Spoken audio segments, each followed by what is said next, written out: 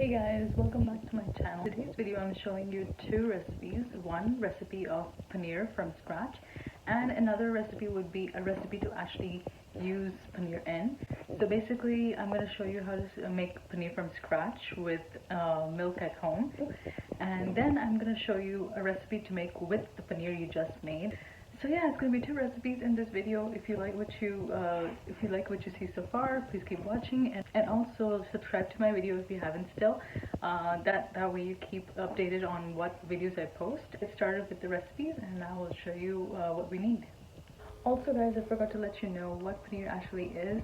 Paneer is an Indian cheese that's used in several recipes, dry or curry. So yeah, this is a paneer that can easily be made at home with just a few ingredients that I'm going to let you know in just a few minutes.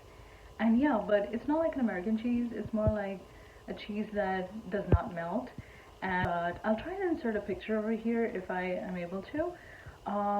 So yeah, at least in that way you know what store-bought paneer looks like, and maybe you can use that paneer in my second recipe, which is going to be the recipe where I'm actually going to use the paneer in. So yeah, I just want to let you know a little bit about the paneer that I'm making today. Again, it's an Indian cheese that is made at home from scratch, can be made at home from scratch, and also it's something that does not melt, but you can still put it in sandwiches and it tastes super delicious. Alright, let's get into the recipe and I will see you in the next step. Alright guys, to start off, I have a big pan over here that I'm gonna place on heat. Technically it's a good idea to add the milk first and then start the heat, but that's okay, I kind of made a mistake there. So yeah, I'm gonna go ahead and add in some milk to it. That's half a gallon of reduced fat milk. It has 2% fat in it. So I'm gonna go ahead and add that milk to this pan. Again, make sure that the heat is turned on after you add the milk to it, but nevertheless I did it this way.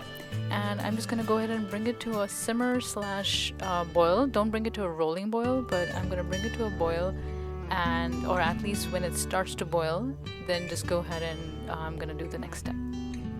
So while the milk is coming to a simmer slash boil, when it just starts to boil is when you do the next step. But I'm gonna do a pre-prep of going in and cutting up some lemons.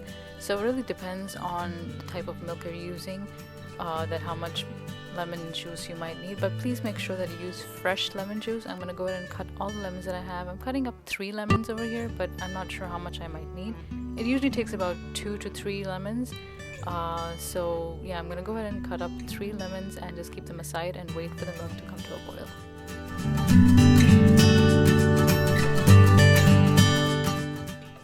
Also, I'm going to go ahead and add in a little bit of salt to the cheese. It's totally optional though, just salt to taste.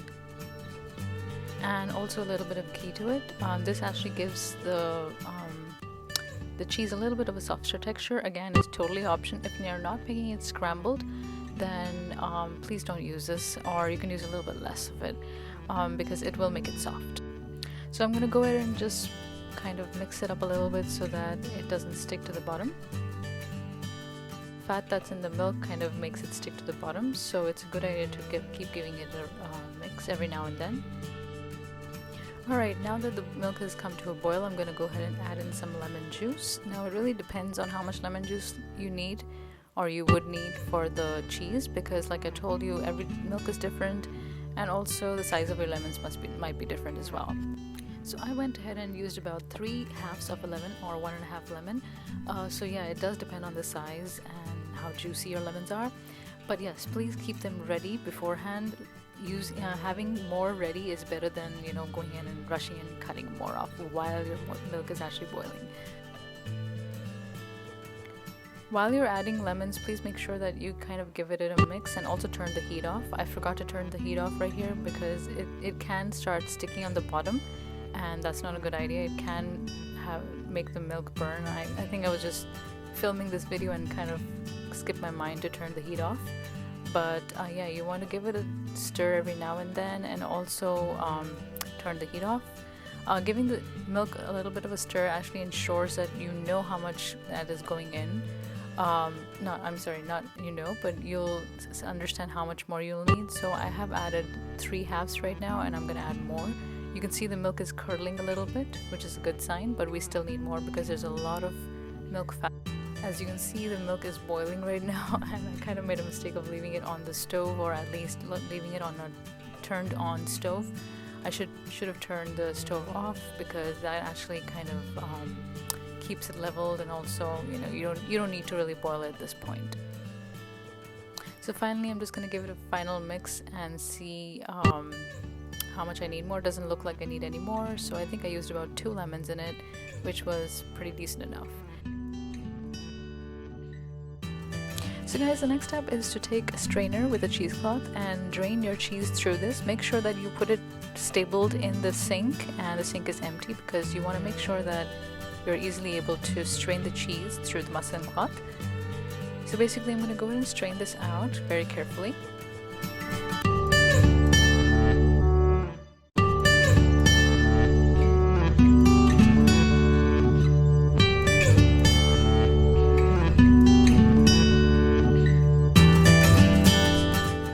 And I'm going to let it sit for just a couple seconds to a minute. As you can see, most of the water is drained out. Now I'm going to pick it up and go ahead and kind of collect it and tie it onto the tap. This is the best way that I've learned in my childhood from my mom, but basically, if you have any other place to tie it, you can do it, but I think this is the best way to kind of tie it. And I forgot one more thing. What I'm going to do is I'm going to go ahead and look for any kind of seeds that are left in, or if there are any seeds from the lemon that kind of accidentally got dropped into the cheese mixture.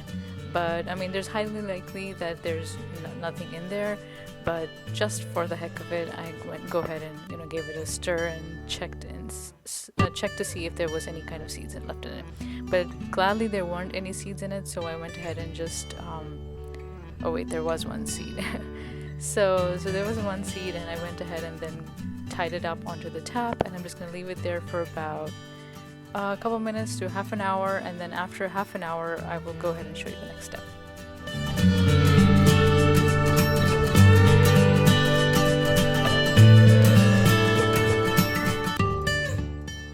So guys, I just wanted to show you how it looks when it's tied up on the tap. This is how it looks.